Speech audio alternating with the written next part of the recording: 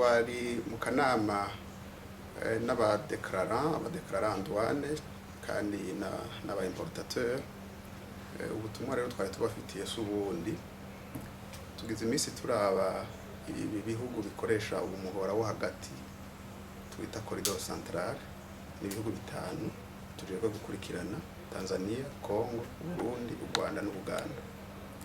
Tugize iminsi rero tugiranira ibiganiro n'abajejwe ibivuko n'abajejwe inzira y'indarayi muri ibi bihugu, cyane cyane mu gihugu ca Tanzania. Twasanze rero abagwizatunga b'abarundi benshi bacisha ibidandazwa byabo ku nzira ya Dar es Salaam, Kobero, Bujumbura, inzira y'ibarabara.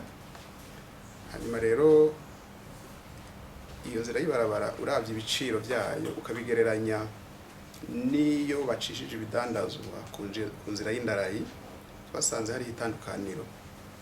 Iryo tandukaniro rero tumaze kuribona, baciye tuvugana n'abajejwe gutwara abantu n'ibintu kuri iyo nzira y'indarayi mu gihugu ca Tanzania, bakaba baremeye yuko bashobora kugiranira ibiganiro n'abagwizatunga b'abarundi kugira ngo barabe ko borohereze mu buryo bubiri canke butatu. Ubwa mbere, igari ya moshi izana ibidandazwa, inzira y'igari ya moshi izana ibidandazwa ubu irakora kuva Dar es Salaam gushika Kigoma.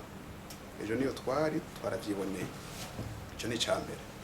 Ikigira kabiri, ku kivuko c'Ikigoma ubu bakira igari ya moshi izanye ibidandazwa zishika 6 canke 7 ku ndwi.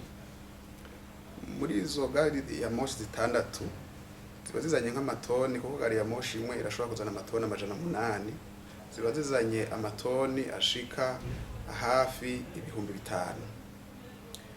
Muri ivyo bidandazwa biba bizanye inzira ya gari ya moshi bishika Kigoma, gushika ubu ibidandazwa by'u Burundi canke by'abarundi byari bike cane.